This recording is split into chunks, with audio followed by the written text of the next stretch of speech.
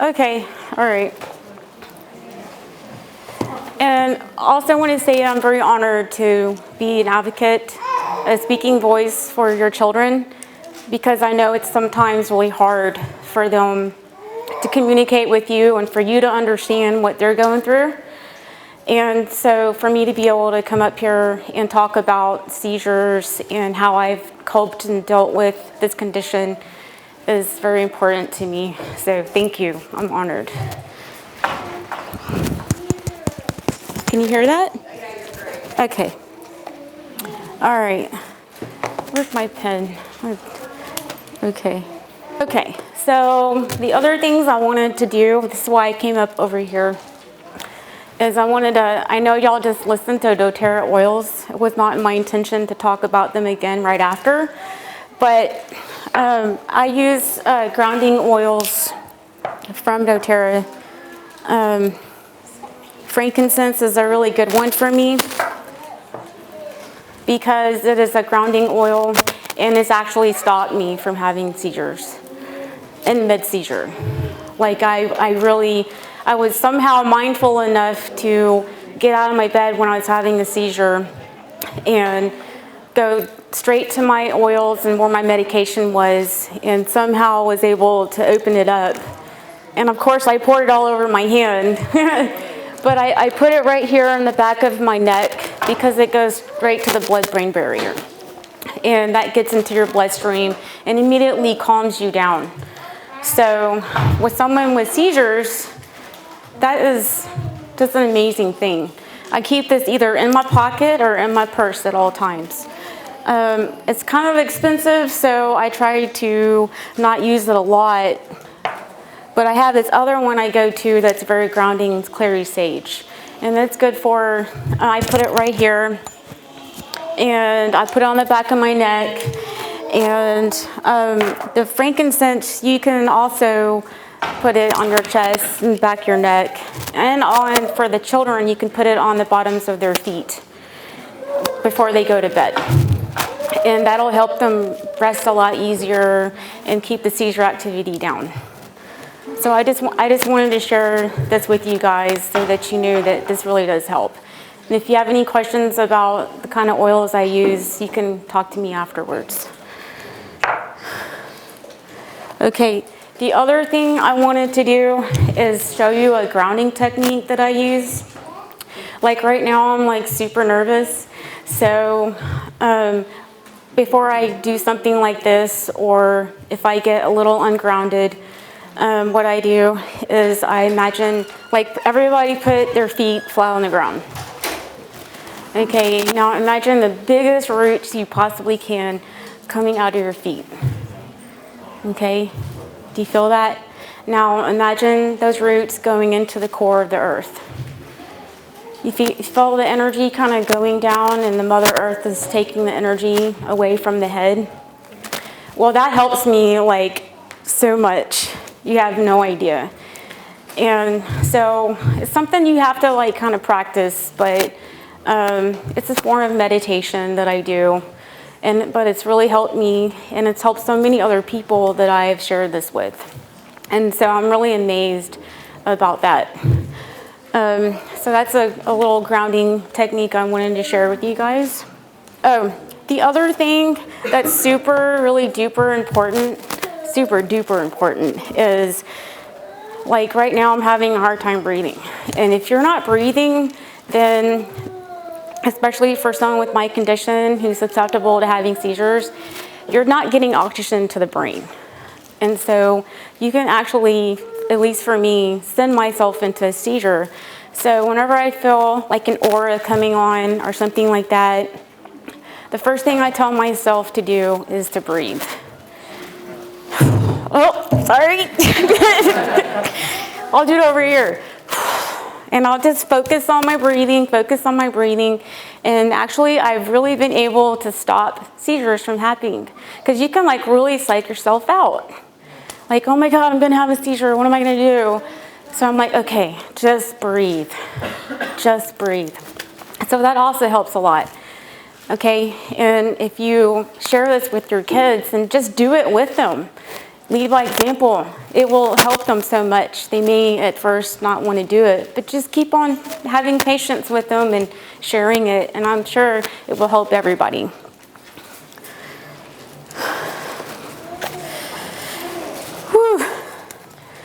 You're great. I have a question, Heather. What's that? You and I have talked a lot about seizures, and one thing that I've told you is that Noah has an aura. Yes. And you kind of talked me into how to calm Noah down when he's getting those auras, which Noah's auras are a lot of excitement. Yeah. I feel a lot of energy coming from him, and if you guys are really tuned in with your kids, you'll probably pick those things up too. But Heather Lee has kind of taught me how to calm Noah down. Yes. And during the seizure, what you feel and what you hear and what helps you. Well, basically, don't ever, at least for me, I mean, I think some people are different, everybody's different, but don't ever think that your child can't hear you when they're having a seizure. How many in here, their children have seizures? That's a lot of people. And well, I'm getting to that. So, well, I'll just answer it. Okay, an aura is basically when you feel a seizure coming on. Like sometimes my auras come from like over here, and then they move up and they bottleneck in my chest. And because the energy of the aura is so intense. So sometimes I just have to remove myself from a situation when that happens. And it's basically an indicator that I may have a seizure. Or sometimes I'm just gonna have a seizure and I need to prepare myself for it. So in other words, a feeling that comes over your Yes, body. it's like Why are you doing it? yeah, it's an intense kind of like anxious feeling that I get. It's really odd, you know, and sometimes I have like shoots that run down my leg, like feels like I'm being shocked. And I think it's this, you know, little activity that's going on. And so that kind of lets me know that I may have a seizure that day. So I do whatever I can to not have a seizure. So did that answer your question? Okay. I know it's specific to you, but how long between the aura to actual seizure? Oh, Can I just ask that again? The question was, I just want to make sure they can hear it. Oh, now. how long is the time frame between when you have an aura to when that seizure actually So happens? how long before the aura to the seizure? well, that really depends. That's all over the board. Like, and it also depends on if I'm doing anything to prevent myself from having a seizure. Okay. But like sometimes, like even back there when I was setting my camera up for my husband, I felt like this energy, and like I could have had a seizure right then and there, but I had to tell myself to calm down. Does that answer your If question? I can interject, some people don't have auras at all. I am a light switch. I mean, you just flip me off, and then I'm out for a minute, I come back, and That happens to me too. Like sometimes I just fall I out. never have an aura. Never. So you don't know when the seizure. I don't know when this can happen. That is correct. I have no idea it's can happen. And I only know after it's happened that I go, oh, I missed something. And then it takes me about a minute and I get back to normal. But, yeah. Okay, so the other things I wanted to talk about, just so that you had a little background about me. When I was 3, I think that's when I started walking. I can't really remember. But when I went in to live with my adoptive family, they noticed that I was limping a lot and that I was doing this and not being able to hold a bottle. So I took 5 years of physical therapy, which I highly suggest. Not only, you know, in physical therapy like that during childhood, but all throughout your life. And that's when I was 11. That's when I started having seizures. And I remember my first seizure that I had. I was just walking, and from when I was in my elementary school, and I was just walking, and all of a sudden I started doing this. and then I fell on the ground. So I immediately went to the nursing office, and they didn't know what it was. And so that's when I started having to figure that out. Does that make sense? How did they, if you don't mind? Sure. You said you were initially diagnosed with CP. How did they come about that they changed it to this? Oh, Let me ask seizures. a question. Uh-huh. So you're asking, That she initially got diagnosed with the CP and started having seizures. so how did she find out she got transition to the schizencephaly from having CP? Well, I honestly think they knew, because they had done, I've had MRIs done all throughout, and I don't think that they knew how to deal with it, because I'm 38 and that's a long time ago, and it's such a rare, disorder of the brain. So it wasn't until I was 34 when I saw, I got some new doctors and they told me the truth. And that's the way I feel about it. So that to me was like really daunting. I felt really bad about that, because if I would have known, I would have done a lot of different things to keep my body a lot more healthier. Does that answer your question? Okay. If you guys have questions, please raise your hand. Okay. I just wanted to ask, you said Sure. you have done things a lot differently. Can you tell us what those would be? Oh,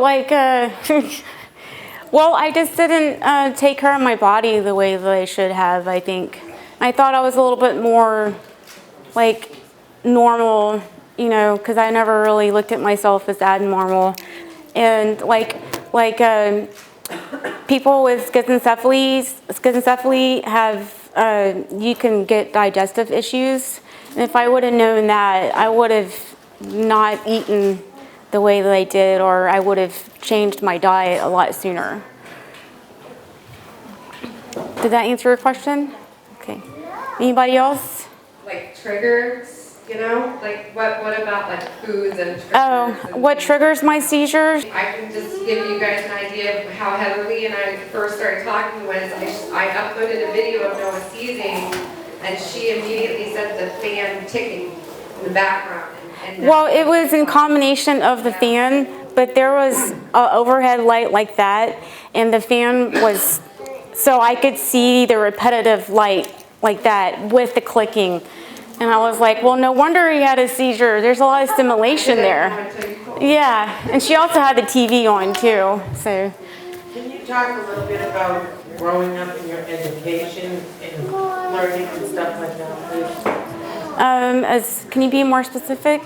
Well, I mean, did you have any troubles with reading or writing or any of those things? I had a bit of a speech impediment, but I worked on that myself, like my R's and W's.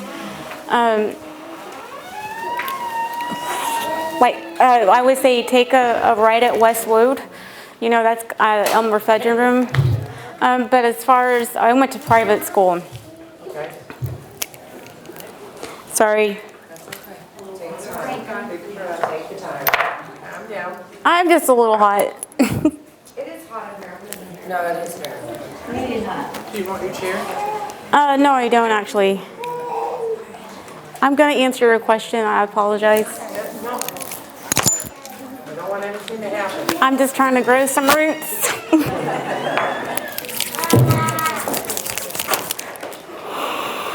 This is aromatherapy, by the way, I'm doing. Cool water. Thank you. I got that one. Nice. Woo. Take a break? Okay. Yay. Heal him. So, and then I just went to a regular high school, and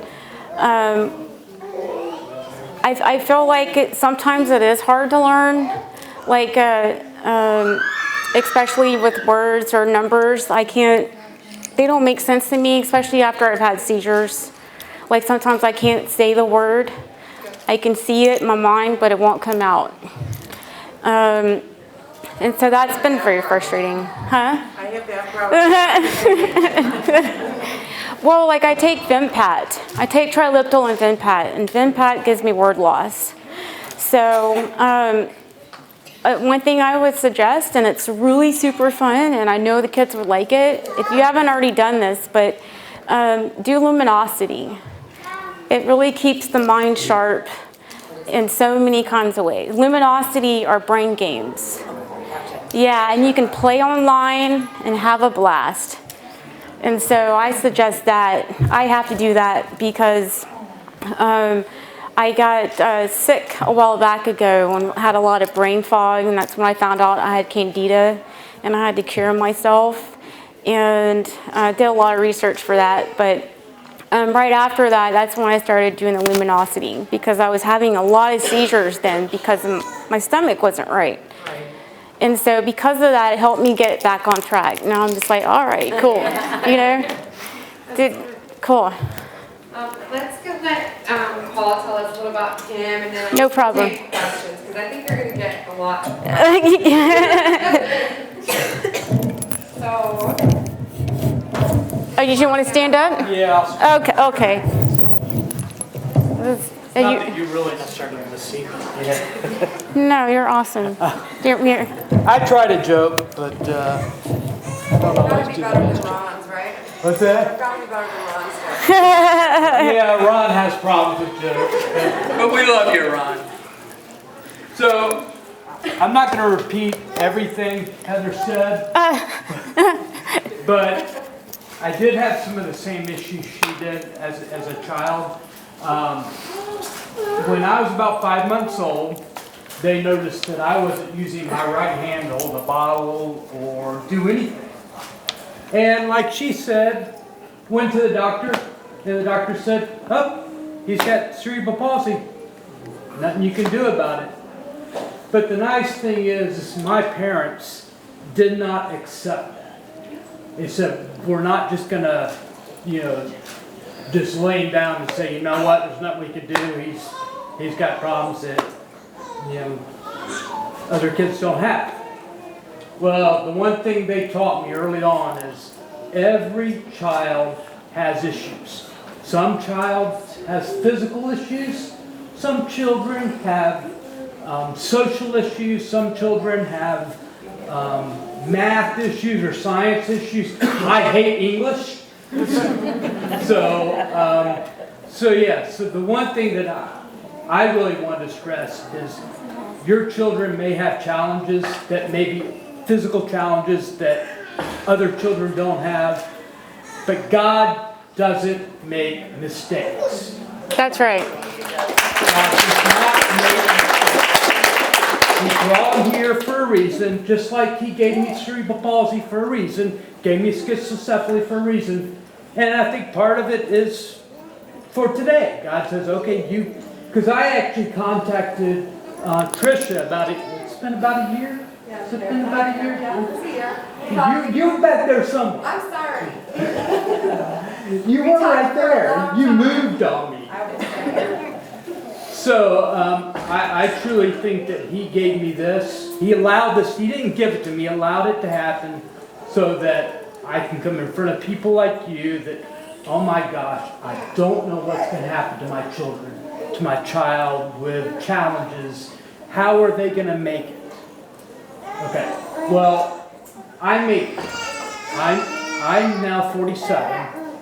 I did have challenges. I didn't start walking until I was 3. I started crawling at 1.5. And I didn't have challenges in school except for the kids around me. They did not understand what my problem was. They didn't understand why I was, quote, different. And my parents were very good about saying, you know what, you've got this, but they've got something else. And so that's something that I really want to come up here and have you encourage your children. Let them know that God brought them here for a reason. He loves them. He doesn't make mistakes. He allows things to happen for a reason. And I truly believe He allowed me to have this challenge for a reason. And, I started riding a bicycle at 8 because my friends were riding bicycles. And I said,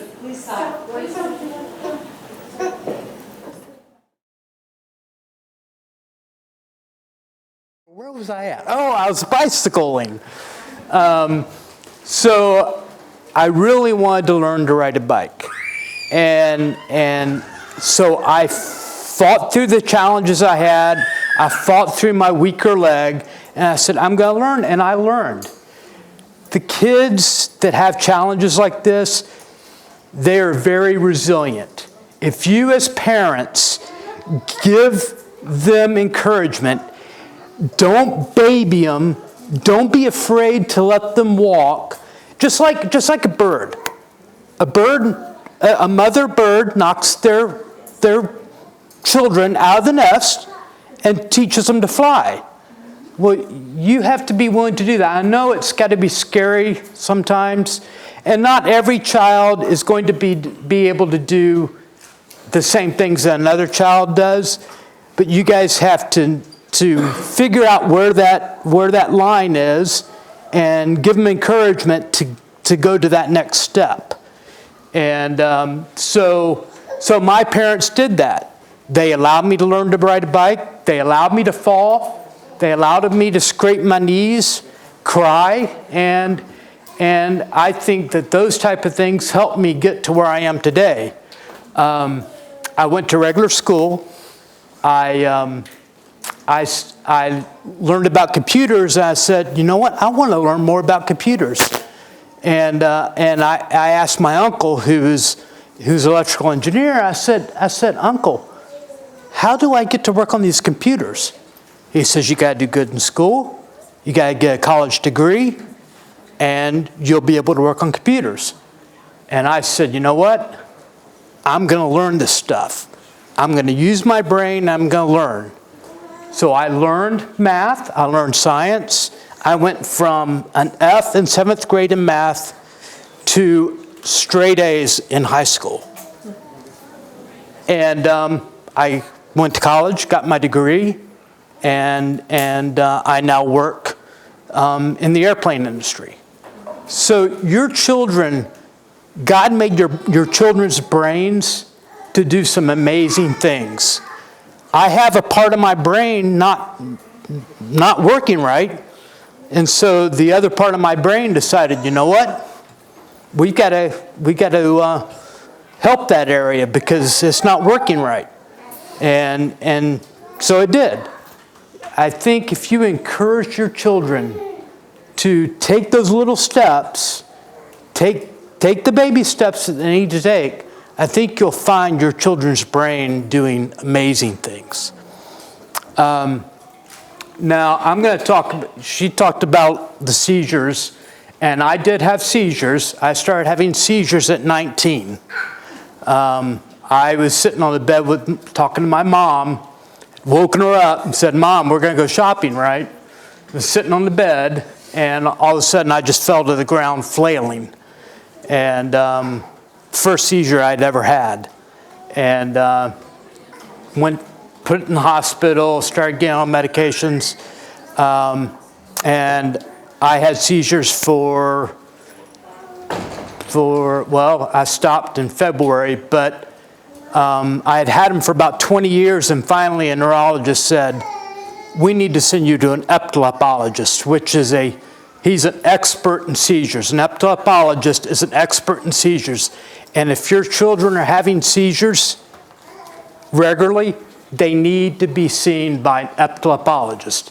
I was seen by a regular neurologist for 20 years and didn't know anything about an epileptologist. And I went to this epileptologist, and that was in 2010. 6 years later, I'm seizure-free. Because he said, first thing the guy said to me is, he said, you know what? We're getting rid of your seizures. An epileptologist isn't going to just feed your children medicine. He's going to work to get rid of the seizures. And my epileptologist said, he says, I'm here to get rid of your seizures. And we talked about surgery. And initially, I wasn't real confident. I was scared of it. I was married at the time. My wife was scared of it. And so I delayed it. And he did put me on several medications. The medications weren't keeping the seizures under control. He finally came to me.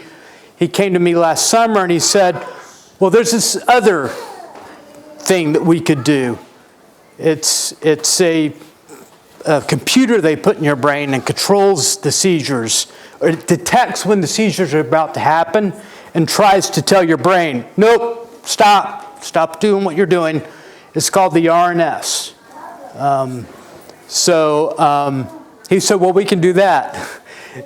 It was kind of cool. They went to a meeting to talk about me getting the RNS. What is the RNS you said? It's the responsive, Say that in English. the responsive nervous, I've got the name written down, system. Yeah. And it basically, it watches the brain waves. It's a computer that actually sits in the brain, has electrodes into the brain, and it watches the brain waves and says, oh, okay, something's about to happen. Stop. He sends a little pulse out to that area and says, stop. And I've talked to a lot of people with it, and it's worked really well. They do it on children, and it's worked really well. The only key to that is right now the systems can only be done when there's two areas that are having problems. Like, say your child has an area on the left side of the brain, an area on the right side of the brain, they can do it there. But if you've got a lot of areas of the brain that are causing problems, then they can't do that. They have the VNS. I don't know if you guys have heard of the VNS, the vagus nervous system. I think I'm saying that right. But it basically, it always sends pulses to the brain, whereas the responsive system, it only responds when it sees weird activity. The only reason I'm saying this is because they were going to do their RNS on me, and the doctor called me up on Saturday and goes, hey, we just had our meeting, and we really think you should do the temporal lobe recession, which my seizures were coming from the temporal lobe. I don't know if you guys know much about the brain, but you've got two temporal lobes. You've got one over here and one over here, and they do the same thing, basically. And they said, well, we could remove that temporal lobe, and you may be seizure-free. So we did wind up doing it this past February, and like I said, I had my last seizure last October. So I really think that it's something that if your child has been through 3 medications, then you should at least talk to your doctor about it. See an epileptologist and talk to them about it, because everything I've read, everything I've heard, if you've gone through 3 medications and it's not stopped the seizures, then a chance of another medication stopping your child's seizures is like under 1%. So you're not really doing your child any good by medication after medication after medication. And I'd been through 12, still didn't get seizure control. So it really should be something that should be talked about. And if you go test for it and your child becomes a candidate, that does not mean that you have to have it done. It just means, hey, it looks like your child could benefit from this. You get the last say on it. But I really think it's something that if your child's going through medication after medication after medication, I would really encourage it. Because like I said, I've been free of seizures for an entire year. So. And I was having them regularly. And it destroyed a marriage. Seizures have been my life, and seizures suck. She's right. They do. So, but does anybody have any questions? Because that's why I'm really here, is for questions. You mentioned 2 different procedures. Which is the Can you one? talk louder? Oh, sorry. You mentioned 2 different procedures. Which is the one which resulted in you being completely seizure-free? The one that What is the name of the Yeah, which one surgery? of the 2? the name of the surgery, temporal lobe recession. There's temporal lobe recession. Oh, and that is something I meant to say. If your child's seizures are coming from the temporal lobe, you have an 80% chance of becoming seizure-free.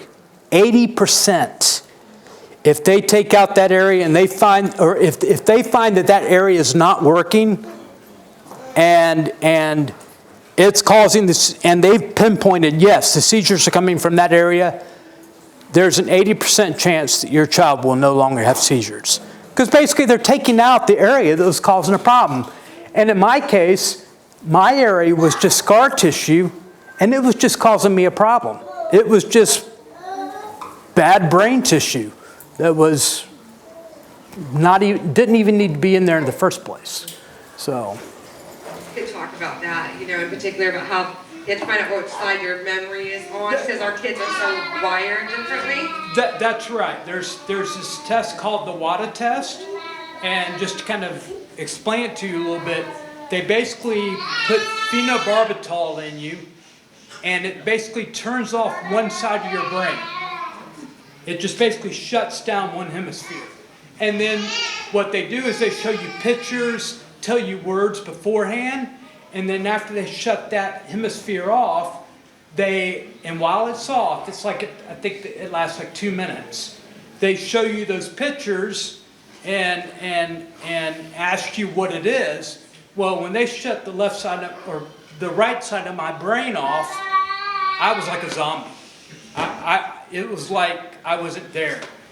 They turned this side off, turned this on, and I was completely normal. So they go, oh, okay, yeah, we can operate on that side of his brain, because when it's off, it's not doing anything. So.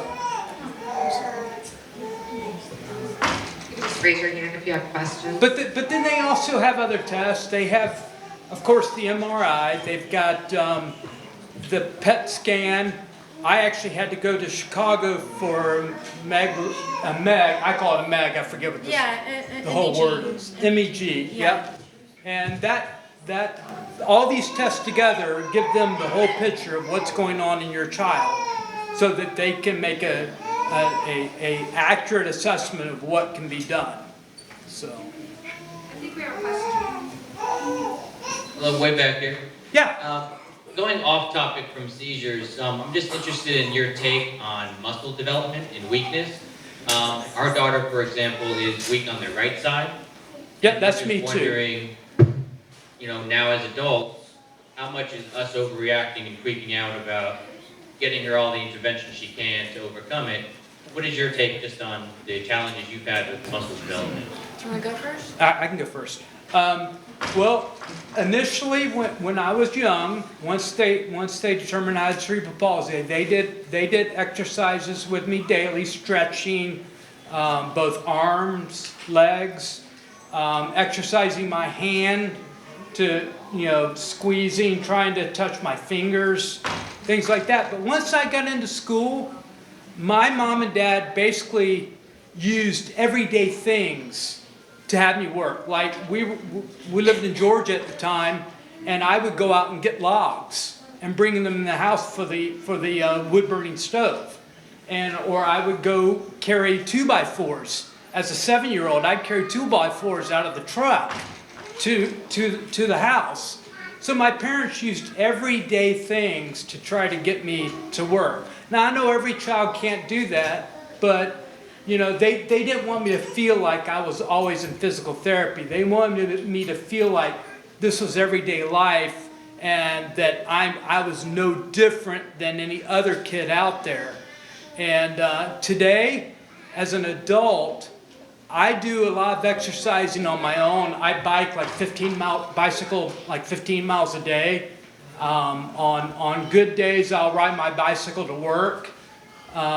So I use everyday exercising just to keep my leg and my arm healthy. I live alone, so I also cut grass. I have a house. I cut grass, and so I try my hardest to make sure I use that hand to carry things and things like that. So. Yeah, so basically that's a lifelong thing that she's gonna, your child is a she? What's her name? Malo. Basically, you're just gonna have to work with her for a very long time and then try to get her to start using the underdeveloped side. Like for me, like I'm tense right now, so I just want to go like this with the left side. So, but you just have to help them relax and encourage them in a positive way to use their hand. And maybe like some reward for that. Make it fun, but also my adopted mom put me, I did tennis. I'm sorry, I was in high school. I did gymnastics, tap dance, soccer, and piano. And the reason why was because that was a form of physical therapy for me. And so I just suggest that it's a continual process. And I still do physical therapy. And that's a lot of fun. I actually have a lot of fun doing it. Does that answer your question? Thank you. You're welcome. If I could just interject as well, I agree totally with her. Encourage her, if I can say it right, encouraging your children to do things with their hands and legs and really work with it. And if you're a good parent and you focus them to using their hands and legs after they get out of the house and on their own, they will automatically. I got to where I knew I needed to use that hand, things like that. If my parents hadn't have taught me to, then I may never have. So it's up to your parents to encourage your children to. We have a question. Go ahead. Hi, with regards to the weakness and muscle tone, did you guys ever have Botox or casting or anything like that? You said casting? Botox or casting or anything? Serial casting. Well, I did have a cast up to here, to my knee, and then I had one all the way up, and I had a brace for my ankle and corrective shoes. But that's about it. That's my only experience. And like her, I did the same thing. I did casting on my leg. Actually, what they did with me is I'd have it on for like 4 weeks straight. They'd take it off. My parents would stretch me for like a month, and then they would recast it for. That's your weak side. On my weak side, yes. And I wore it when I wasn't casted. They only did that like 4 times. But the rest of the time I used an ankle brace and corrective shoes until I got into high school. Then my parents said, you know what? We want him to use everyday activity to work on it. Now, I have to admit, I was blessed and mine wasn't as bad as some other kids might be. But I also contribute that to my parents as well, early in age, working on those muscles. Yes, this question is for the both of you. What about speech difficulties? Were both of you verbal from the beginning? I don't think I started talking until later on. I really don't remember that far back. Can you hear me? Till later on, at what age? I'm not sure. I think I started developing around 3. But I did have difficulties with my R's and W's. Like earlier I said, take a what, it was rude. So I had to really consciously teach myself how to talk properly. I see. Yes, it was a conscious effort. And just to answer that as well, I started speaking at around 2.5 years of age. It was slow at first, but then I also did some speech therapy with my parents. You know, they really, I'd say words wrong, kind of like what she's saying, and they would immediately, no, say it this way. And so, yeah, there was a time where my brain had to rework and get things saying right. So. I actually do remember one thing. They used to make fun of me. I would, after every sentence, I would say "but." Like I would say sentence "but." You know, so I do think that was in regards to my condition. So ultimately, they nicknamed me "But." That was our way of dealing with it. But I grew out of that.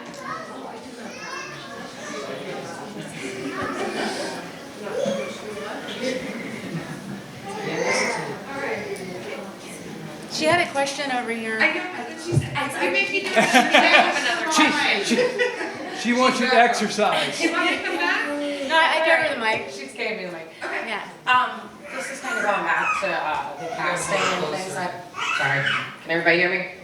This is going back more towards like the casting and things like that you guys have both experienced. Did you have a lot of pain with it? Do you feel it helped? I mean, it's kind of more than just one question, but.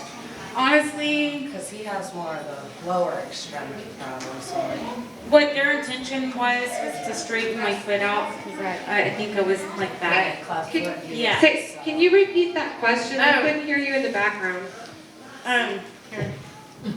The what? There you go. the question was, as far as the casting with your lower extremities, if there was pain involved with it, or what exactly, how it made you guys affected from it, like whether or not you feel it actually helped, or if it was, just another procedure basically. Did you hear that? Okay, so I think to an extent that it helped, but I don't think it accomplished what their goal was, which was to straighten my foot out a little bit more like that, because I think my Achilles tendon is like whenever I go like do a squat, can you see that? Yeah. Like my heel wants to go up. So ultimately it didn't help, but I do believe the braces helped. Yeah, and I do believe the casting helped me, and it was very painful at first because when they casted me, they stretched it a lot. And I remember just cringing in pain when they would do it. And the doctors would say, over the next few days, it will stop hurting, but we need to do this to get that muscle stretched. And I think it did help me in the long run. Who knows? I might have, when if they didn't do it, I might be like this. And so, I'm pleased that they did it. I mean, I think my parents were doing the right things. When it came to mile markers of walking, mainly on the walking part and everything to go with her thing, did you all crawl, walk, everything right on in the beginning, or? So the question is, did you have any, what were your milestones? Did you go from crawling to walking, or walk just straight up just to walking? You want to answer first? I guess for me, I've had a lot of seizures, so a lot of my childhood I don't remember, and probably blocked it out on purpose.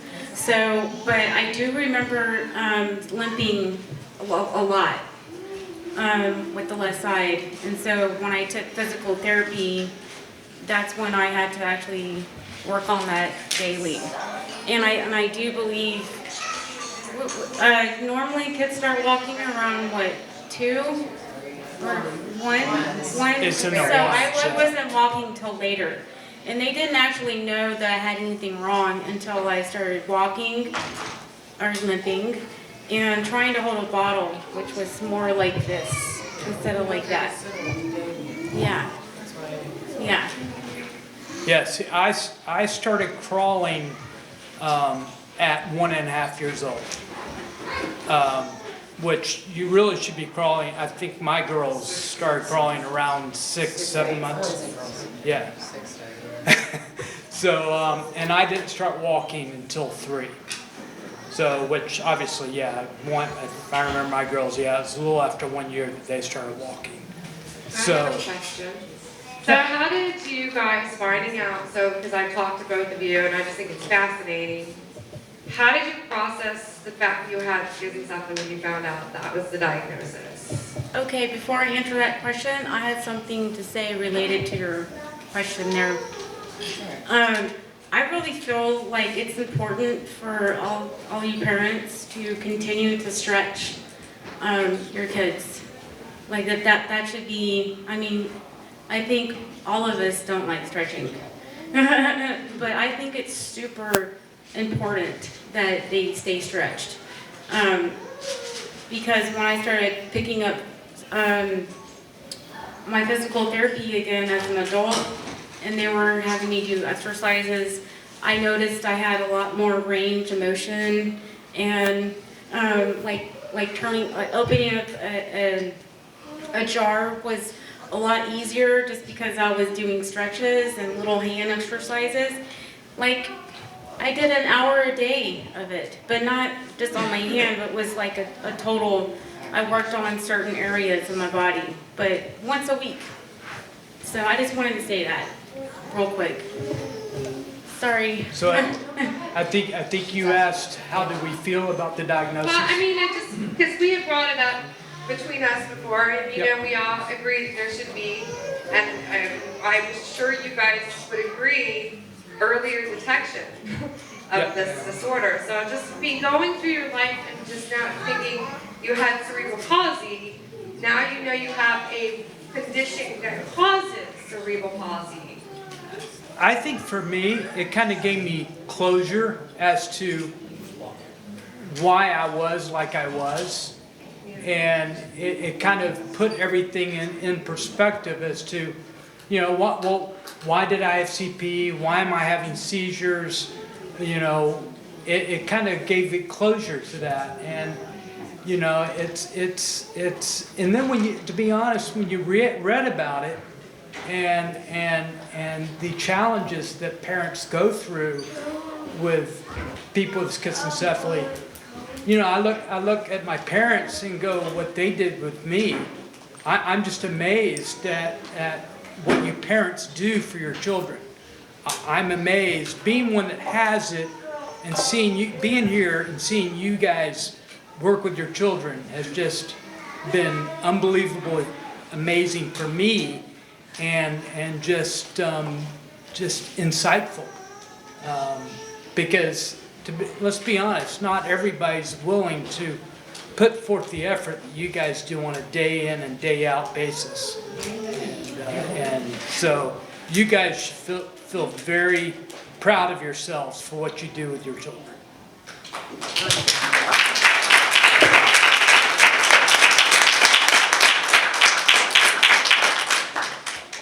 you want to answer first before I take your question?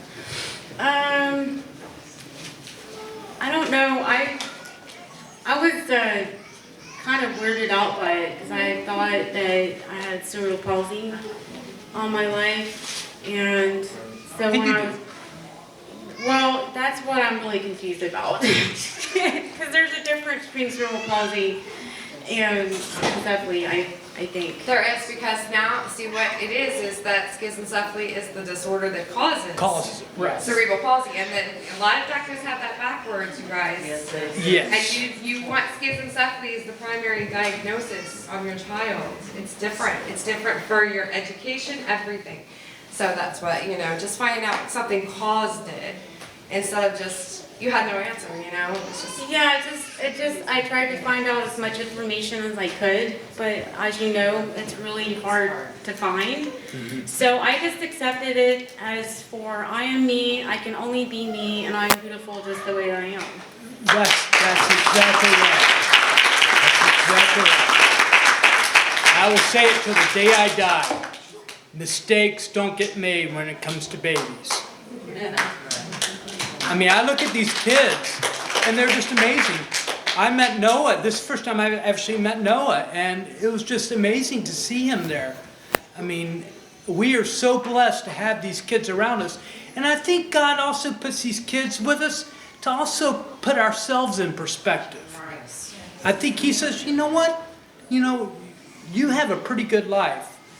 And then I also want you to serve your children like, you know, like Jesus served you.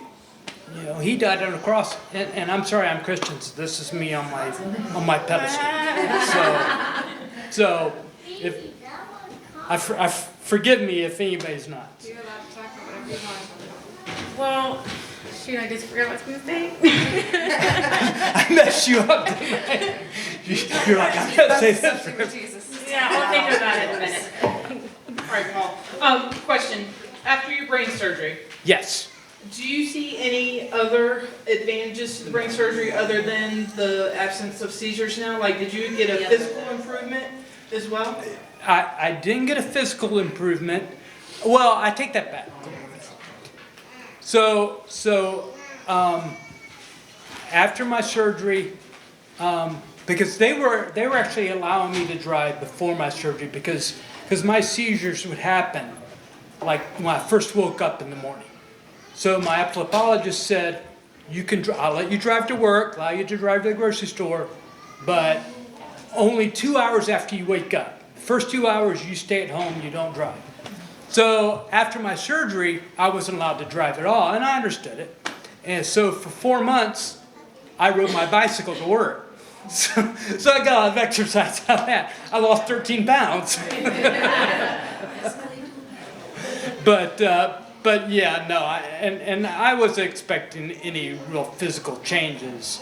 Because let's face it, I mean, the part, you know, the cerebral palsy part of it, I mean, that part of my brain is just missing. I mean, it's just... Well, you know, I was a candidate, or could possibly still be a candidate for surgery. You're right here, right? Yes. Okay, so mine is right here. Okay. Yeah. And so mine is around the motor skulls area. And one of the things that my team of doctors said was that I might, bless you, I might lose a little bit of motor skill. Yeah, and so it's speech and also being able to use my body. Like, so to me that was a trade-off. So what I'm concerned about or considering doing is the CBD oil. And so I'm about to start that in October.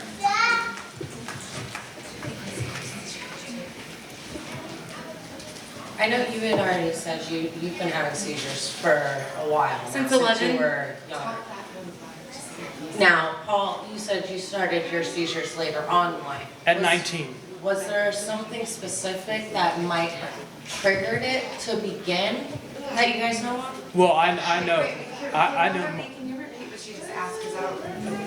Oh. What I was asking is, both of you guys had seizures later on in life, and I was wanting to know if there was anything specific that you may have noticed that could have started triggering those seizures to be induced, right? Yes. What helped start them, basically? It's puberty. Don't tell me that. Heather, thank you. Please don't tell me that. We have been told that Damien has not had seizures at all. And the doctor has said we need to start worrying about it now that he's 11 and coming into puberty, and we're very concerned about that. And I thank you that you used that word. Thank you. Yes, because when I was 11, it just, boom, I was started to have those little ones I talked about. and then they went to grand mal seizures in my sleep for like a minute or two.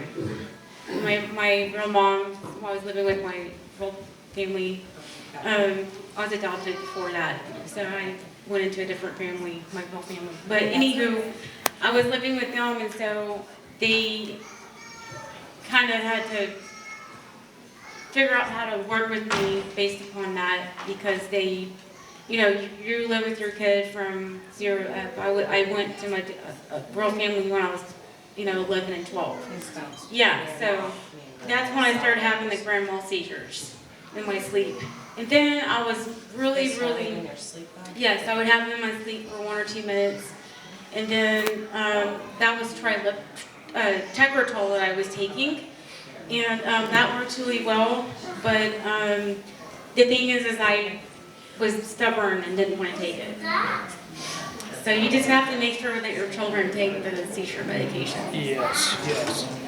And just to answer my part, I actually got kicked in the head by a horse, and on this side of my brain, and they think between the schizencephaly and the damage that was caused by the horse, it just kind of started everything. So. And you both the grand mal type seizures? Her question was, what kind of seizures do we have? I have, I can have grand mal.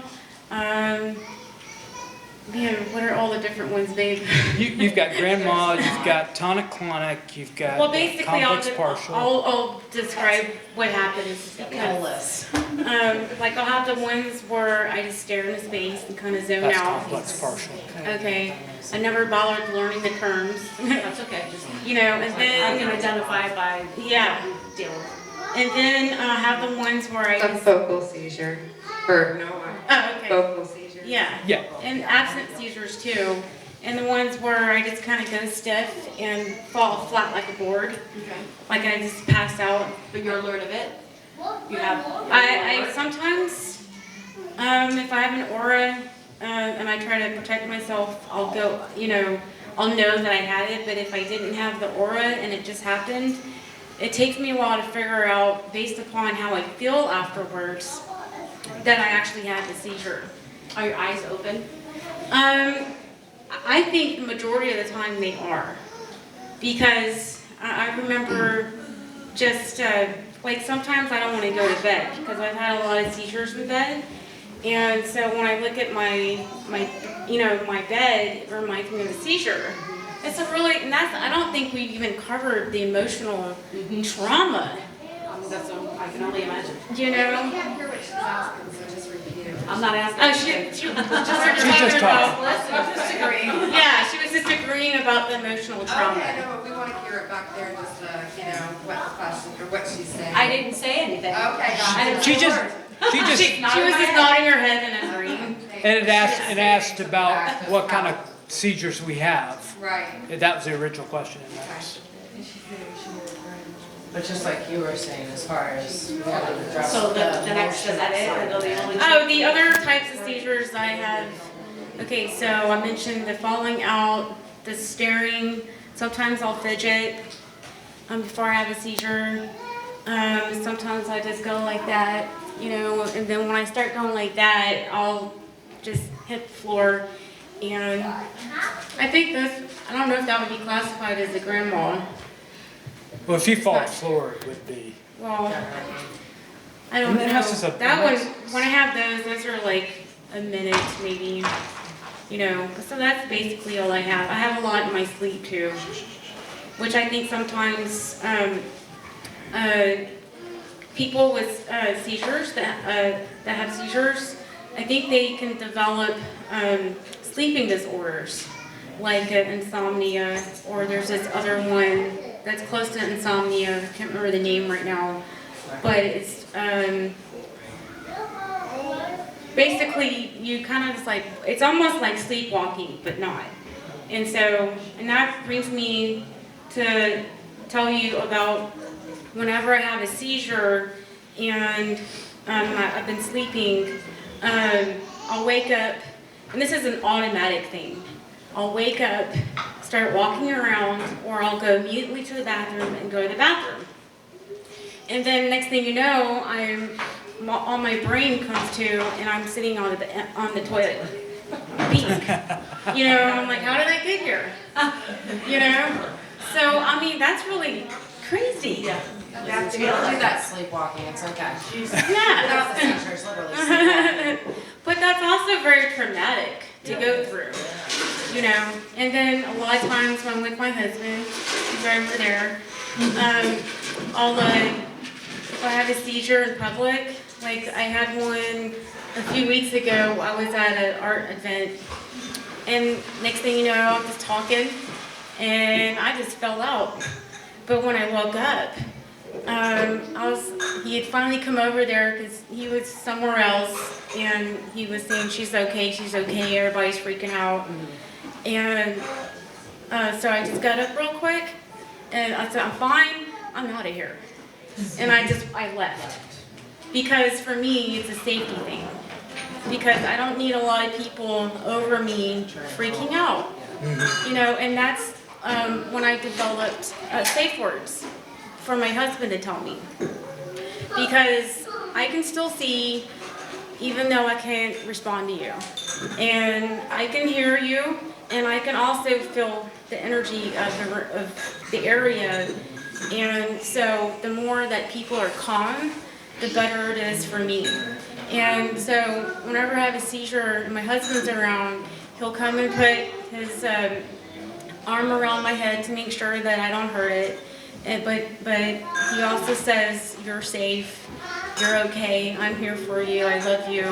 And he just continues to talk to me because it's given me a focus. Because during a seizure, like for me, I don't know about for anybody else, but sometimes I would have like really bad dreams.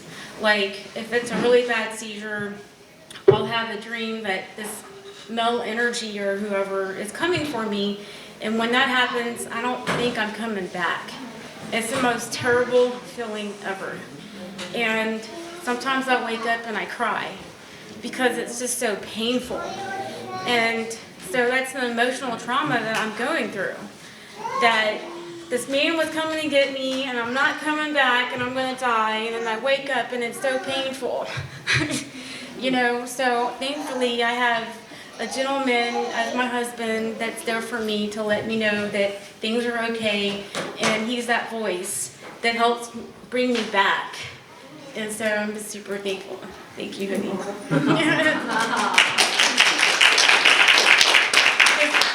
Does that give y'all any insight? Okay. I know Kelly was asking what kind of pain you feel afterwards in a seizure, depending on if it's a grand mal seizure, which is fatigue and sometimes I'll have like headaches. I'll get headaches. Like when I was younger, little girl, I had massive headaches, massive for a long time, and I'd also get like an upset stomach. Like I can't eat afterwards, and sometimes I would throw up afterwards. And then this is still when I was younger. I'd pee in the bed because you just lose all muscle control. But as I got older, I was able to control myself a little better, so I stopped peeing in the bed. But immediately after that, I have to go to the bathroom and I'll pee. Yeah. And any other pain? Well, yeah, if I fell and cracked my head. Are you exhausted afterwards? I've heard that you're really tired after having a grand mal. Yes, it is. She asked if we're exhausted after a seizure. And the answer is yes. But you would never know because I just keep going because I don't like to, you know what I mean? So, but yes, it is, you just kind of get used to it. And so, I think what it really is if I had like several seizures a day, I'll need a whole day of rest because my brain needs to heal because there's a lot of electricity. It's like being electrocuted. And that's another thing. for physical therapy, I just want to put this quick note out there. They do the electro notes or whatever those are called. Like, make sure if you take your kids to physical therapy, they don't do that, because that could send them into a seizure. Because I tried it when I went to physical therapy, and they hadn't dealt with people that have seizures, and I almost had a seizure.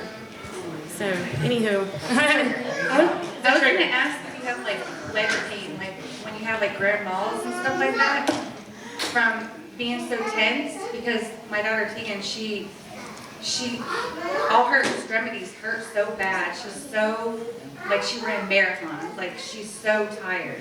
Basically, for me, it's, you know what a heart meridian is? Do you know what a heart meridian is? Basically, your heart meridian runs to like all the way down, okay? And so all along that meridian, I'll be sore and just like that. So I have to release the tension by pushing certain pressure points.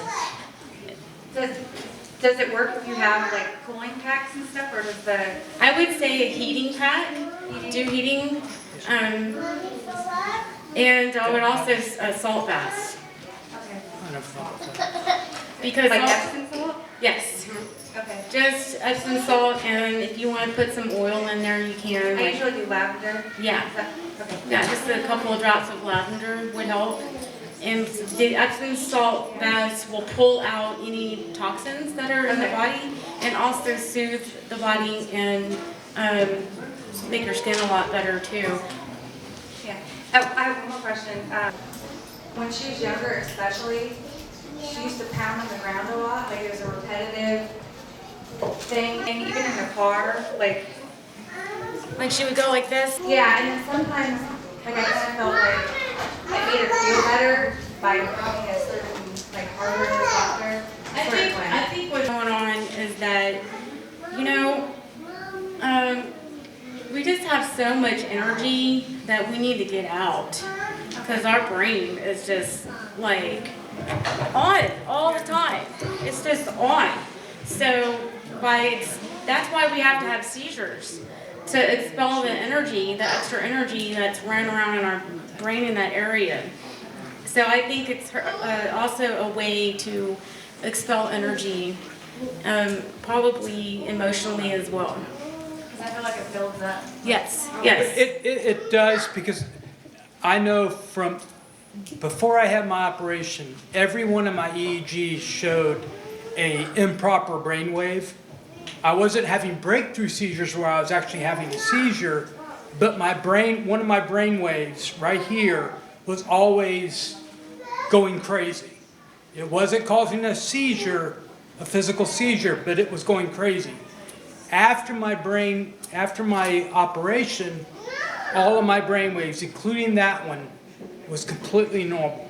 So I know she's right, and then I was building up that energy all the time, and then eventually it's going to go shoot to get rid of it. So. Exercise, a lot of exercise. Yeah. That was something my parents did with me a lot. I mean, they had me exercising all the time. Sorry, we're just full of questions. That's what we're here for. I'll repeat your question for you. How do you handle exercise and temperature? How do you control both of those two things together?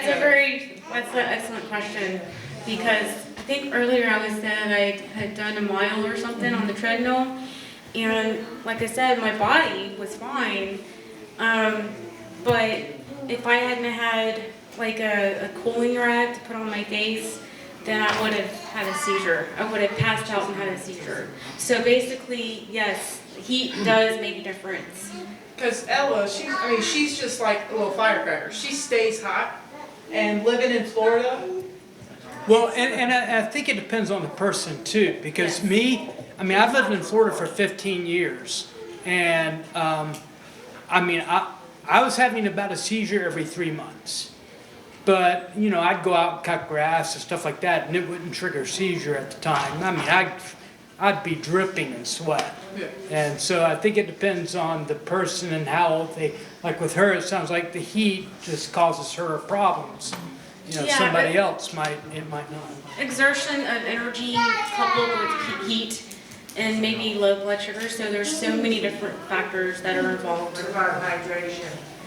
Yes. Yes. Hydration is super important. Even without seizures, Question was hydration. you need to keep them hydrated. No, but I mean, does hydration cause the seizures? Because Dehydration. Is that just- Oh, I haven't really noticed it. Like, if I get dehydrated, I'll start, feeling that weird taste in your mouth. And so I drink a lot of water, so. and I stay hydrated all the time when I'm doing stuff. did you ever have fever problems when you were little? Did you have a hard time regulating your temperature? Because some of the kids do, and they might have problems in the hypothalamus areas. I never had problems. I didn't either, but when I got older and I did start having digestive issues and I was overheating a lot, that may have been an extra cause. But now that I've healed myself, I'm able to regulate my temperature. Because when David was little, he used to have these like fevers. He'd wake up in the morning and he'd have like a fever, and 5 minutes later, They're gone. they're gone. But did he have? Are they like seizures cold going along with sweats? those? He's never had seizures. Are they cold sweats? Not so much cold sweats, they were just very high temperature, they would spike up and then, after an hour or I two, mean, like they were 104, gone. and He then had, 10 minutes later, they were down to 100, yeah, you he's know, only regular had one, temperature. and it was a grand mal seizure when he was about a year old. And I think that's what it was from, it was the same thing, he spiked the fever, and then next thing you know, he had one and that was it. Yeah, I've never had any problems with that kind of the fever issue or anything. You mentioned earlier that you're going to be starting CBD oil. Do you know anyone else who's had any personal experience with it that's had successes? And which state are you going through to get that? Well, CBD oil is illegal in all 50 states. Are you talking about CBD and THC? Because the CBD is legal. Okay, so are you going to be doing CBD alone or the THC, I guess, would be the first question. Don't tell anybody. But I did find a resource, and I've been very patient about it. I did find a resource that could give me quality CBD oil, and I don't know if the bottle I'm about to start taking has any THC in it. I don't think it does, and that's why it's legal. But I can, this is in the beginning stages, so I'm still working with the person processing everything. Keep us updated, please. I will. But I think I'll be able to get a formula made for me specifically for my needs. And so I'm anxious to try that.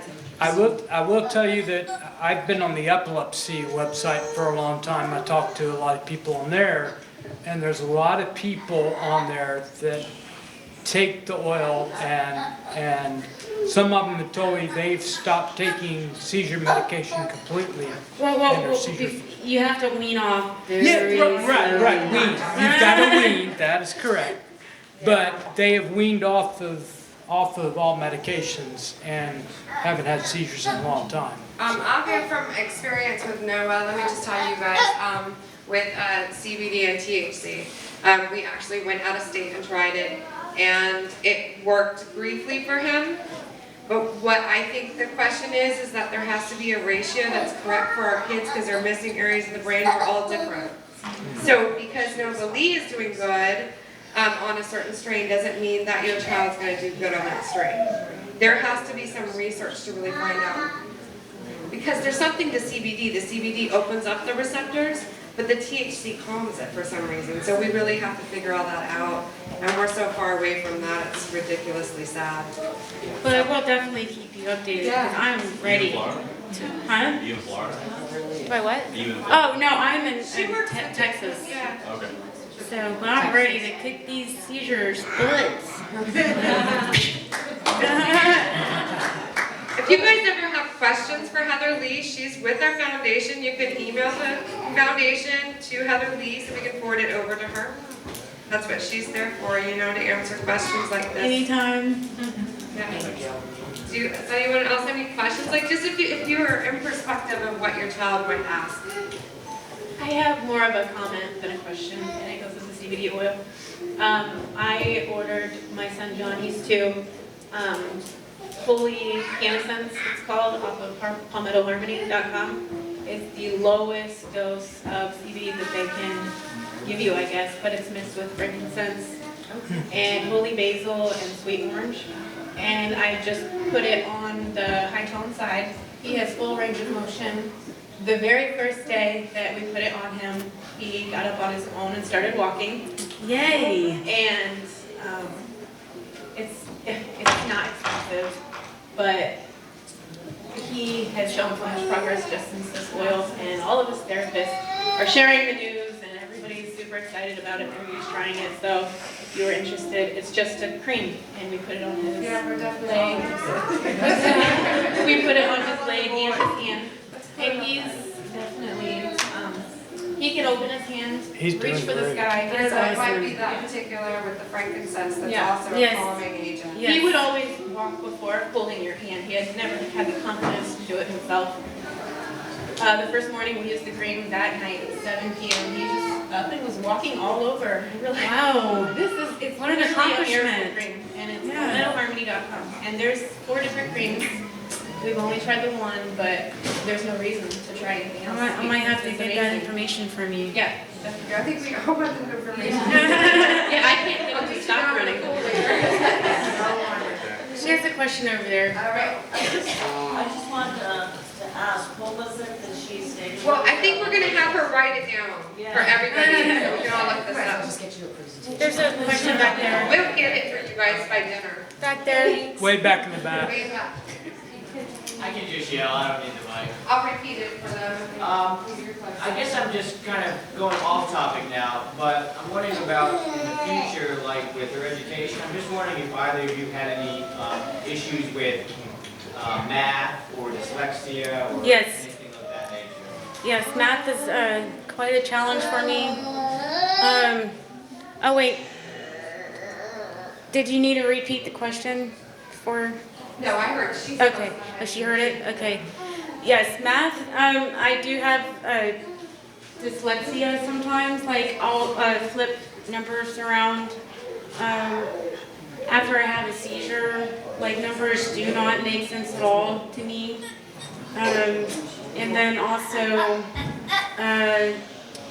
sometimes like I won't be able to spell out a word or even say it.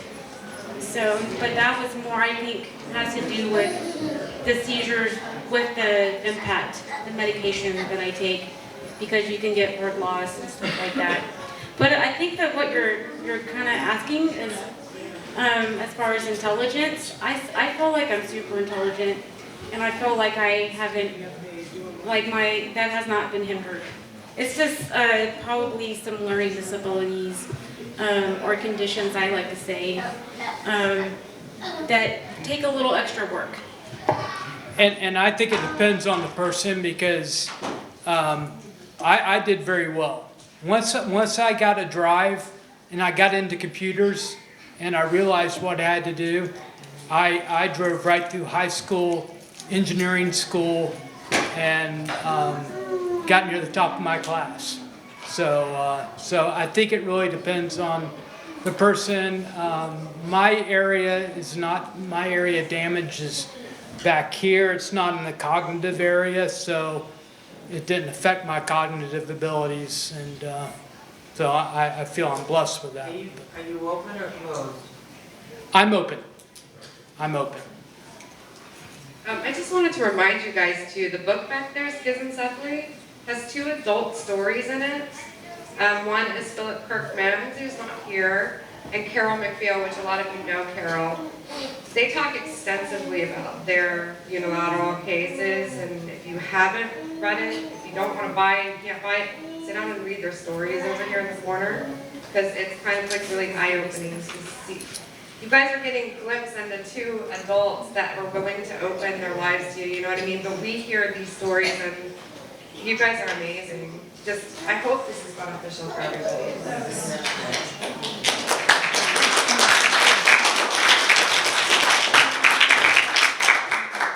I have a question. I have two girls with schizencephaly. I have a 13-year-old who's sitting across the hall, so I can talk.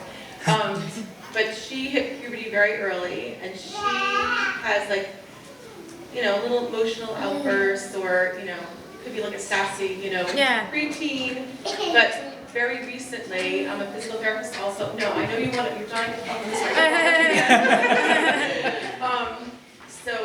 But very recently, I brought her to the gym because she's now old enough to work out there, and she does say it feels so good. It feels so good. She's like, it feels so good. I do feel so much more relaxed.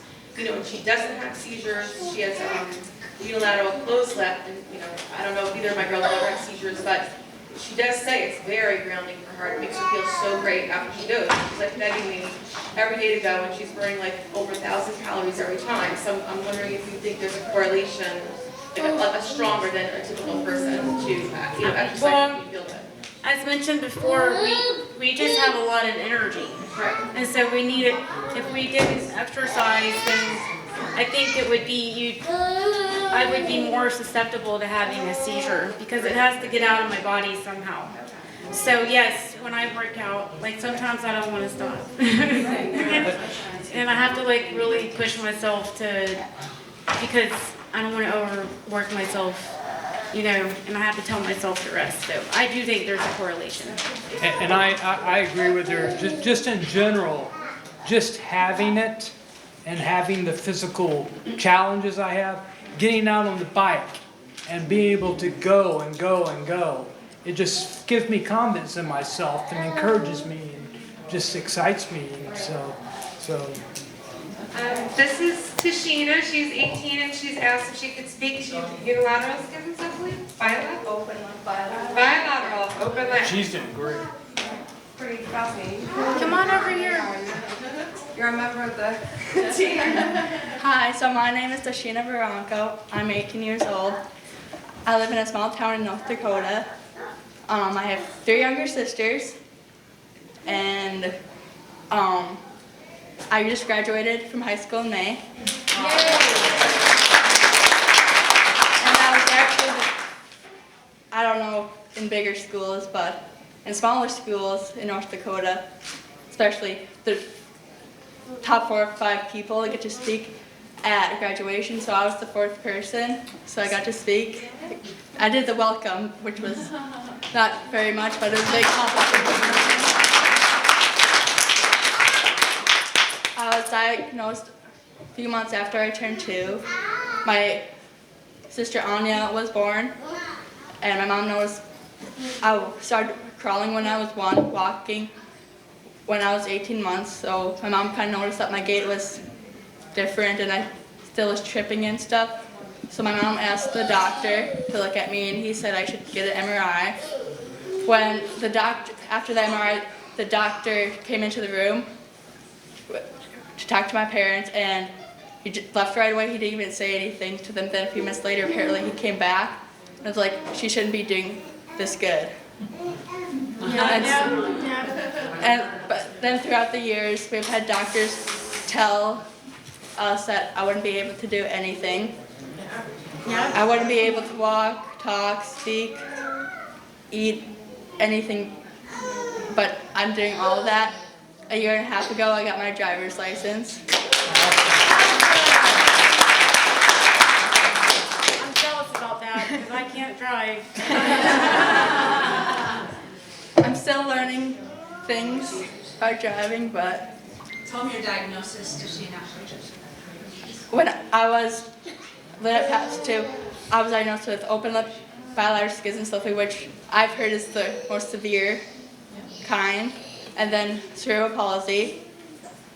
And then between kindergarten and 2nd grade, I was diagnosed with ADD, not ADHD, but now my mom tells me that both of them are considered as ADHD, but I am not hyper at all. In 4th grade, I started having sleeping problems and always got sick. I have a huge metabolism, and one of the things my family first noticed was that I stopped eating. I ate less. I didn't feel good. I was tired at school. And so finally, this was during 4th grade, and finally, one of my doctor appointments, my mom asked her doctor about this, and she said, she gave us another doctor's name, and the same day we went to visit, and I was diagnosed with anxiety disorder, which I still have. I'm getting through it. And so, 7th, 8th grade, I did volleyball, and I wasn't that good at it, but my mom did it because where I came from, I grew up in a country school, so there was like 30 kids in school, and then that went up to 8th grade, and then you transferred to high school. And so a lot of those kids in volleyball went to that school because it was in a bigger town. And so I wasn't that good though. And so I did that in 7th, 8th grade, and I felt that I wouldn't be much help to the team, so I didn't do it in high school. But for sports and all that stuff, I could never really keep up with my sisters or like running and playing with that, because when I was 5, I had a gait lab test done at St. Paul at the Children's Hospital, and they kind of put all these like probes on you, and they have a screen, like a computer screen, and all these probes kind of like make your body into sticks, and it shows you how you walk and do all these different things, which is kind of cool. I had it done twice, and they have oxygen masks on you, just test your breathing and everything, and we found out by that I have very low oxygen intake, so I get tired very easily, like side aches and feel like I'm going to throw up or stuff like that. Awesome, thank you. I have a question from one of the moms. Oh, if I ask, can you just repeat the question? Okay. Somebody in the back had asked, and this is one of the biggest questions we get to the organization. My child is behaviorally not acting right. How do I address the problem if it's it's an undertone of the disorder, some behavioral issue? Like, there are so many behavioral issues. So, we have some diagnosed with the autism, and then we just have kids that do things that maybe we don't understand why they're doing them. Are you looking for me to I answer don't know, that? girl. Well, I can kind of give some insight. I don't know if many of your kids have it, but I have anxiety disorder, so I think that kind of falls back with this, kind of intertwines with it, and certain things would trigger myself, like if speech. I was a speech competition. I literally had to talk to someone before I went in, either if it was my coach or someone, because I would shake and I would start crying and I would have to leave the room or do stuff like that. Or if smells, sometimes alcohol, like in the hospital, if I smell that anywhere, it triggers and I start freaking out, like what's going to happen to me. So maybe when you don't feel like seizure activity, but maybe just kind of anxiety. Yeah, anxiety. You don't. Yeah. Okay. That's my Yeah, I don't. have seizures? Not that we know of. If I do, we have no idea I have them. So, I've really nothing on that, like, one of my special education teachers told me once when I first met her, if I would have known that you had all this stuff wrong with you, I thought you would be a normal kid. And I kind of thought that was odd because my arm kind of hangs like this because I affect my left side more. And I have speech delay with R's and some other letters.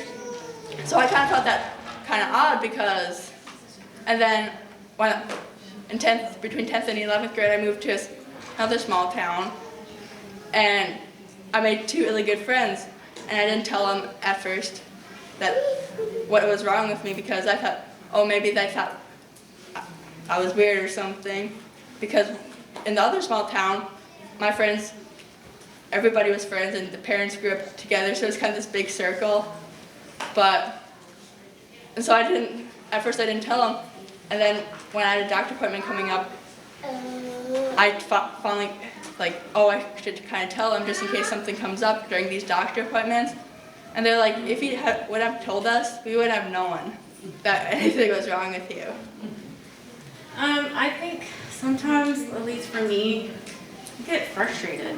So if your child can't really communicate, they don't have a way to communicate verbally that they're frustrated, so the first thing they're going to do is act out, you know? And I think even if they are verbally communicative, they may not always tell you. I know that when I was a kid, I didn't want to tell my parents that I couldn't do something. Because I'll be honest, my parents were very, you can do it, and if I was having problems doing it, I didn't want to tell them. And then I would just, I'll sit in a room and I'll just get mad at myself, or I'll bang on something. This is when I was 5 or 6 years old, but I'd bang on something to get the frustration out that I couldn't get this hand to do something that I needed to do so that I could do something I was doing in my room. So, as she was saying earlier with the seizures, you get all this built up energy, and sometimes it just need to get it out.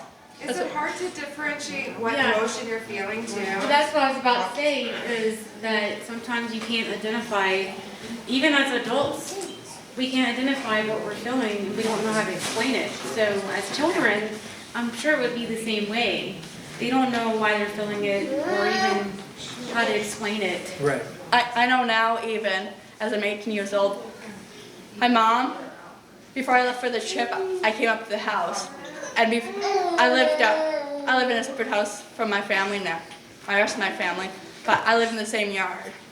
And so before I left for this trip, my dad came into my house and asked if I was leaving, and I said yes. I just gave him a hug, and he said good luck, and I hope we have fun and that stuff. But he didn't. Inside, I was totally scared and everything. But then when I went up to the house to see my mom because she was working in her office, as soon as I saw her, she knew something was wrong. So sometimes different people can tell what's wrong.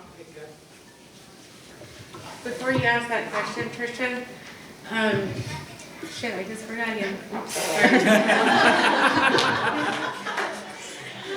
Can I point out something about what you asked that was taught to me a long time ago? I have a bipolar daughter, I have an autistic son, and then I have Damien who has schizencephaly. And we've gone through many surgeries with all of them, and one of the things the doctor, especially the psychologist, taught me was always remember they are normal children. So you're going to have to look at things as, is this normal growth? Is it the schizencephaly? Is it because she's a girl? Is it because she's a boy? And those are the things you have to decide when you talk about that.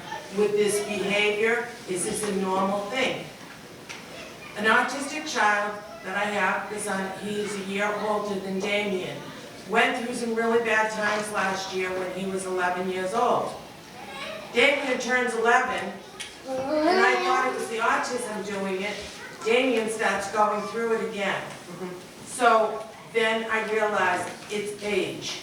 Right. So those are the things you've got to think of when you're disciplining too. Okay, so that was one of the questions to follow up with the question, how do you, okay, let's say, like, Heather Lee and I have a misunderstanding of some sort, and we don't communicate because maybe both of us are on a different wavelength. How do you correct the behavior of somebody that is dealing with neurological issues and they might not be able to understand the understanding of their anger? Like, you don't know where the anger is coming from, but you're frustrated. So how do you discipline in a positive direction? Can I say something? Sure. I know all of you to answer if you can. I know a lot of times my mom understands more because She's been through all those doctor appointments with me and works with kids like me or like autism and Down syndrome, so she kind of understands more. So if my dad and I don't understand something, my mom always tells me, just breathe and take a deep breath and try to listen to what he's saying. Just like tell yourself to breathe. Well, I actually have a 9-year-old daughter that's autistic.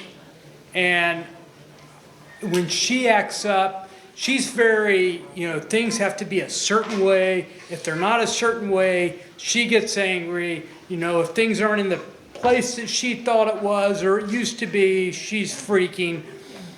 So the best thing that I do as a dad is to lovingly tell her, hey, let's figure it out. Let's solve the problem together and just give her love. And I think as a parent, you give them love. A lot of times, some of that will be solved by just the love that you provide them. And just walking alongside them and figuring the problems out. Because it may just be they're trying to figure out a problem. I know when I'm with her and she's having a tough time with something, I say, okay, let's sit down and figure out the problem together. And a lot of times it works out. I have a question for you on the end.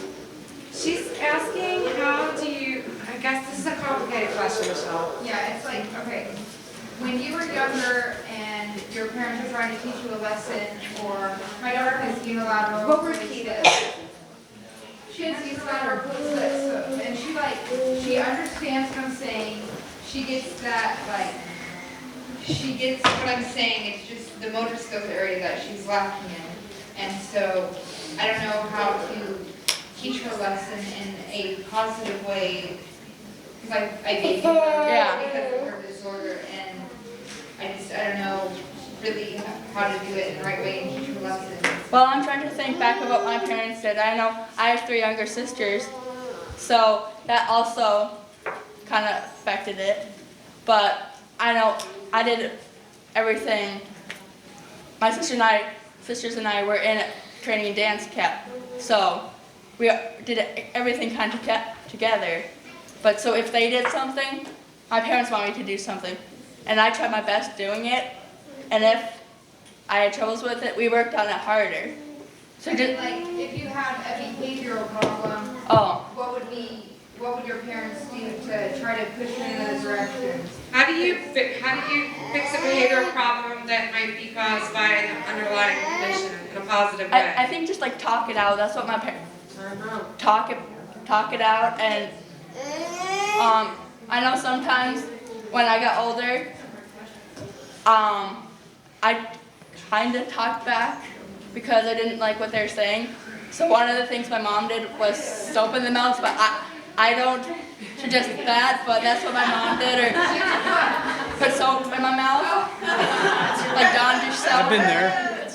Or spankings, but I don't know what she... See, that's what I want to see. I want to see how to teach her lessons, and she has these crazy outbursts. But I want to teach her lessons in a positive way, and I don't know. Because I feel that it's an underlying thing of kids. I just want to know how your parents did it. As a parent, can I just interrupt? As a parent, I just feel that they're feeding off of your energy. So if you're stressed and you're just can't figure it out, they can see that. I don't matter. Yeah. So I'm 7-year-old. And anyways, but just take that time out yourself. Think about it, relax. That's going to give them to calm down, relax, and then approach them. Make sure your mindset is right. Well, I think for me, how I would approach it is to, along the lines that she was talking about, being mindful and being present in the moment, and also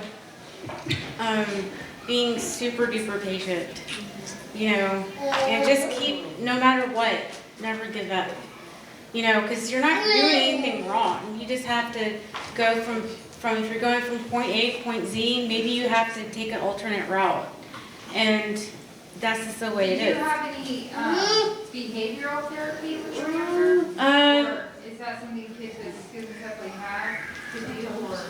I would have like an outburst sometimes. I would yell and scream, but I don't know if that was due to some other things outside of my condition. I think probably so, but I don't really know how to answer that question. Now, I did have some behavioral issues as a child, but a lot of times, as she was saying, my mom and dad would say, okay, we're going to go away, and then we're going to take a break, and we're going to come back, and we're going to talk about it. And or sometimes they might try to reroute me. Hey, can you go do this? And before I would get any quote treat, I would have to go do that other task, and it would get my mind off of what was throwing me a fit at that point in time. And of course, my parents didn't allow me to have a lot of behavioral outbursts. They worked really hard on me to keep from having those. So they tried to keep me interjected in most things that they could.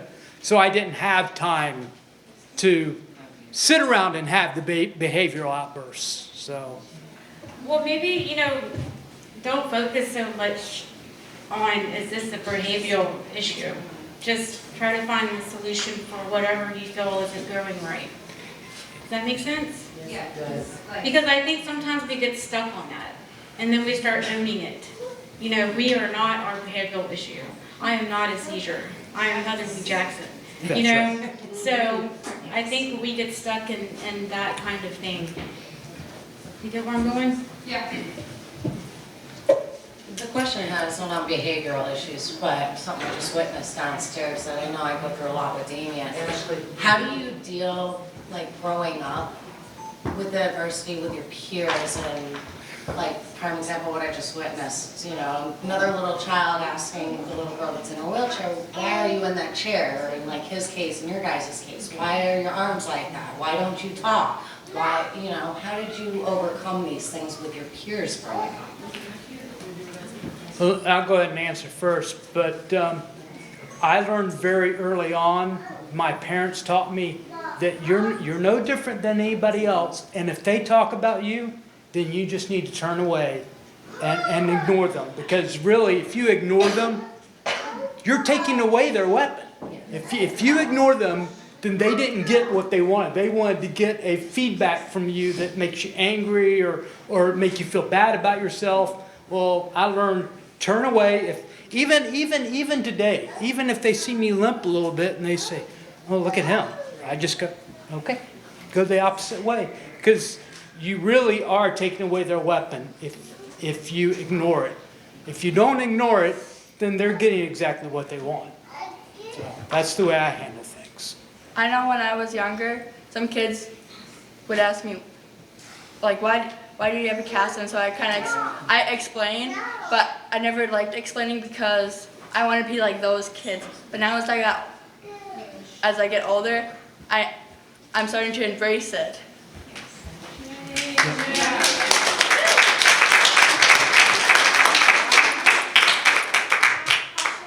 Tashina, Heather Lee, and Paul, do you feel that it's beneficial for you living with this disorder to have an outlet to talk about it? And is that good for your parents in the audience to get their kids to maybe talk about it to their friends and things like that? I think so. I know when my mom met Carrie, and she didn't tell me the day sometimes she goes to Bismarck for work stuff, and all I knew was she was going to Bismarck, and I had to stay at the house all day with my sisters, which I wasn't very happy about because it's a small house and everything. It was during the summer, and that day my mom comes in with loads of groceries. She says, I have to tell you something. Once we get all the groceries done, and usually if she tells me that, it's usually good or bad. And I'm kind of what is it? And so finally she took me into a different room, and she was like, I met this couple, and she told me their names, and she's like, and they just adopted a baby girl. Her name's Libby, with the same thing as you have. And right away I was like, I want to meet them. Yes. And Mom was like, when are you going to Bismarck? She was like, next week, but that was starting of school, and I was starting a new school, so I couldn't. But to have that resource, knowing that someone else is there that you can talk to about things, is so amazing. Because before my mom and I met Carrie, I thought I was the only one with schizencephaly in North Dakota. So sometimes at different events that my mom took me to, she's like, oh, let's go play with those kids with like autism or dancers. I'm like, I don't want to do that. It's a different behavior. We have different things. Yes, we have disabilities and special needs, and some might intertwine, but I don't feel like I should be with them or stuff like that. So that's good. What about you, Heather? Yeah, of course it's beneficial to share with each other about stories, and like we're doing now. Oddly enough, people don't ask me about my condition. Every once in a while, people will ask me, why are you limping, or what's wrong with your hand. But mainly, I think my friends focus on the seizure part. That freaks them out more than the actual schizencephaly. And growing up, my adopted parents and even my real family, they never treated me anything other than a normal person. They never, and I think that's probably why I excelled a little bit further. And I know that I'm a little different. Some of the kids are in wheelchairs, so that's a little extra hard to get past, you know. But I think if you just continue to know that your child is beautiful. Like some of the children that I've met that, you know, are like this, I totally love. I think they're the most beautiful people ever. So I don't think there's any reason to be embarrassed. For me though, I think that I look normal, I act normal, but I have like these little issues. And so people, I don't think, realize that there's anything wrong with me. And then when I can't do something, that's a little extra frustrating. Does that make sense to everybody? And if I could put one more thing, and starting really in high school, as my friends like experienced more of me, there's been a few moments in high school where some kids were like, I know the first time I went to the resource room for a test, I had to leave the classroom, and one kid was like, that's like odd that she's leaving.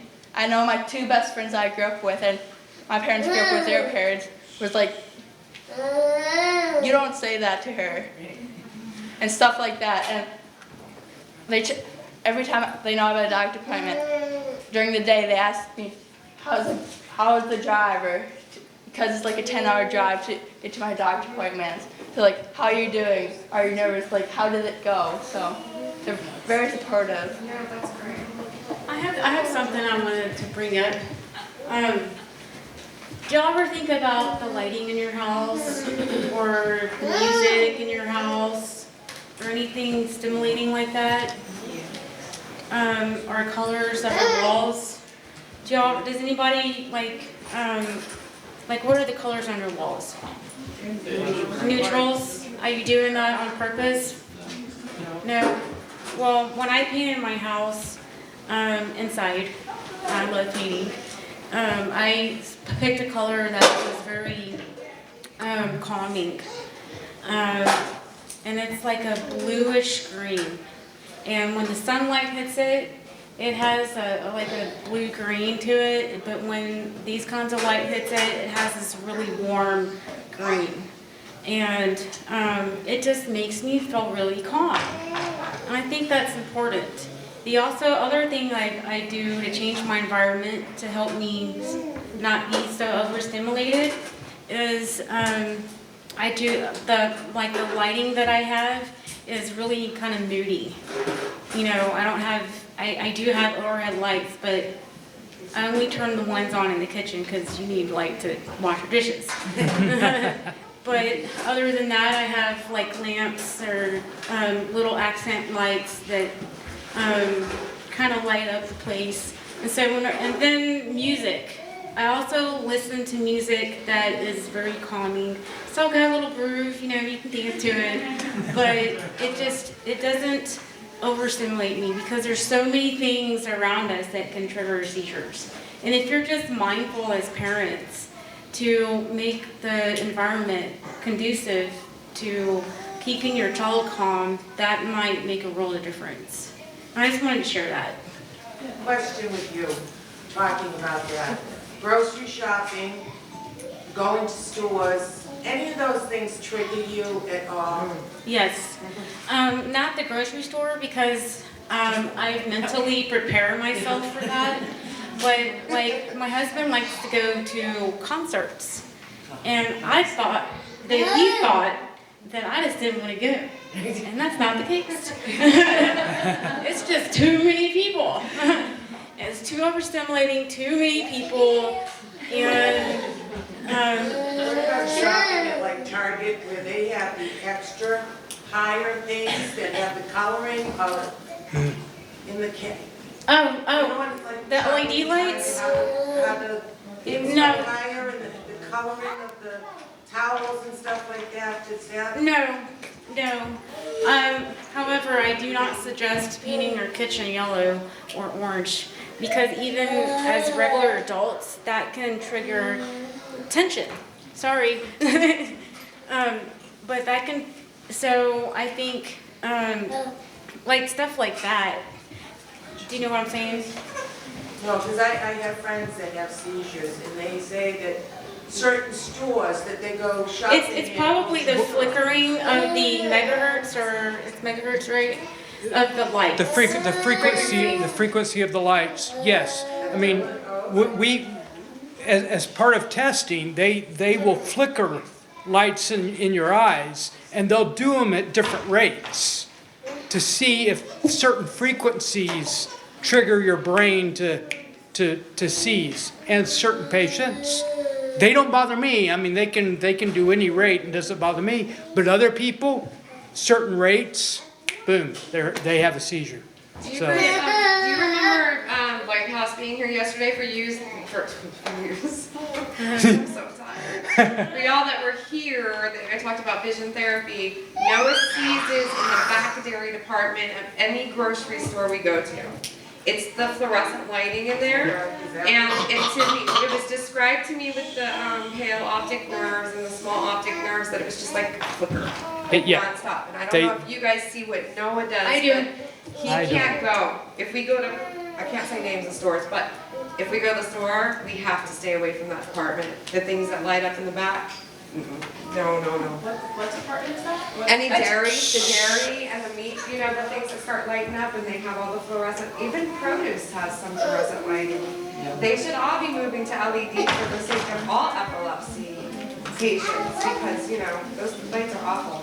Yeah. Go ahead, Kelly. I was going to ask you, some of the things that they say with seizures, that trigger seizures, are like lights, like different temperatures, things like that. What are some things that you feel are triggers that people wouldn't think of? Because I know we talked about it, and she cannot stand the bathroom fan. She cannot. Yeah, we were talking about that last night. I can't either.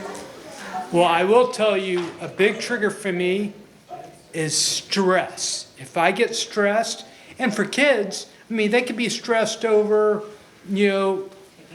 schoolwork or just even coloring something. If it doesn't come out right, I mean, I have a daughter who, I'm not getting this colored right, and they get all stressed out. Well, so the other trigger for me is if I don't get the right amount of sleep.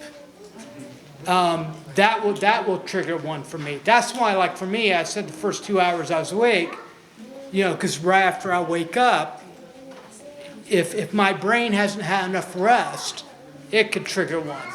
So those are. I meant to say low blood sugar as well. I didn't think about that. Yeah. Low blood sugar. I know that before you had mentioned about telling us about how the medications, the anti-seizure medications are making you feel, what side effects or how they make you feel. Do you feel drugged up? Do you feel loopy? I mean, what? Okay. Right now I take, like I said earlier, Vimpat and Triliptal. I take 2 Vimpats a day, which is 100 per, and then 1 600 Triliptal, and I break it in half. And so I take 2 doses a day. So actually Vimpat is also considered a mood stabilizer. So it actually did help even me out. The side effects I get from that, like earlier today I taken a dose of medication and I got really groggy. And sometimes I can get double vision if I've taken too much. And those are the Vimpat, I think, with the word loss, memory loss, and I also have, I think I break out from it, but that could be from my digestive issues as well. I've taken Topamax, Dilantin, Tegretol, and Depakote. I think the Depakote was the worst one. Like I had like bleeding gums from it. I felt weird. It's unexplainable, like nauseous all the time. But it was like a whole body kind of feeling. So they're just like I think it varies on person by person. It does. I started out 14 years on Dilantin, and I had problems with my gums. My gums bled all the time. But Dilantin does it. It's bad on the gums. But the one medication she talked about, I think she talked about Topamax. Topamax made me into a very evil person. I mean, I yelled at the smallest thing. I mean, my kids would do something like drop something on the floor, and it would just trigger me. So, but I talked to somebody else on the epilepsy website, and they go, I love Topamax. I think I talked to her about Keppra. I take Keppra. I love Keppra. Was it you that said Keppra was not good for you? Yeah, I didn't like Keppra either. You didn't? See, I like Keppra. Vimpat, I take 400 milligrams a day, and along with my Keppra, and I don't see any side effects from it. But the Ficampa I now take, because I take 3 medications a day, the Ficampa makes me tired.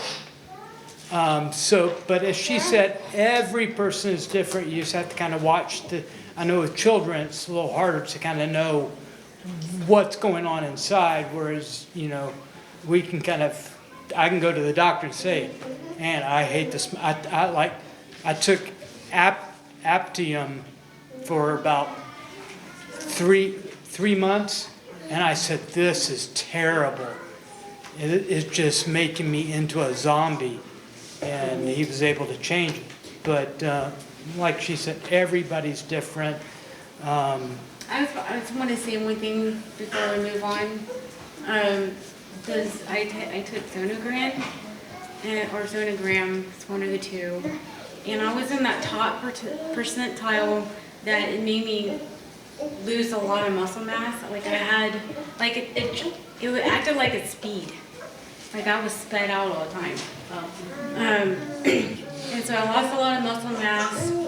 I lost about, 10 pounds, 15 pounds, something like that. And let's see, I'm 120 now, and I went down to 105. That's a lot. I'm a lot for a small person. Yes. So, but the other thing that was really detrimental was that I had almost like psychotic breakthroughs on that. So that's why I stopped taking it. Are we almost done here? You guys have till 5:30. It's completely up to you. I also wanted to ask you guys here that are still in the panel. Are you aware that, I don't know how many of you actually go to the website and see what's on the website. We have a lot of updated information. But when you have a question, we've even asked this young lady if she would help with some of these answers for you guys. Go there and ask. It doesn't have to just be a group on Facebook. Contact the organization, because we keep track of all this stuff, and it helps us with what we need to figure out where the research needs to go, where the education is lacking, and what we need to do next. So does that help you guys kind of like know when you have that ability to reach one of these fine speakers today? Yeah, and that's what we're here for.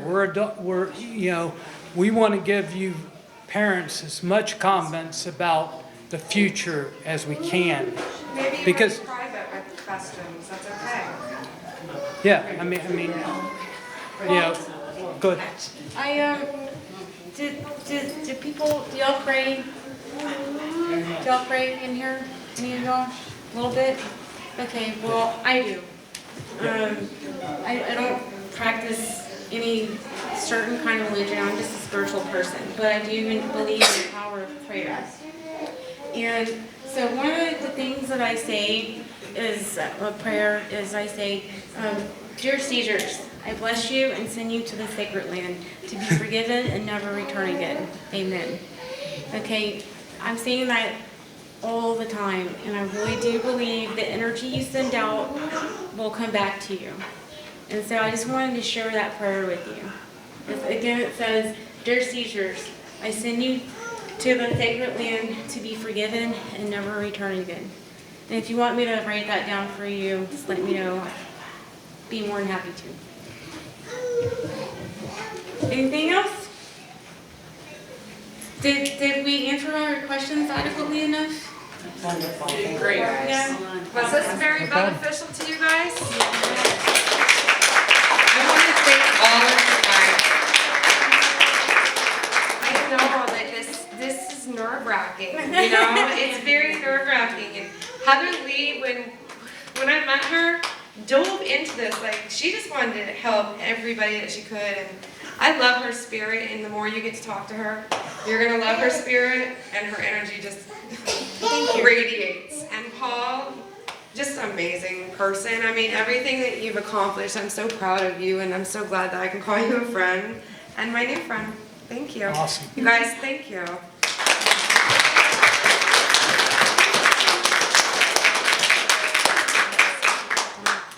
Woo. That was so challenging for me. I'm like really I kept thinking it was going to cool down here. It's just getting warmer and warmer in here. At first I thought, is this just me? And I heard somebody say it. Did you guys want the air conditioner on? We actually delivered that joke. We did. Yeah, Ron, you did pretty good with that one.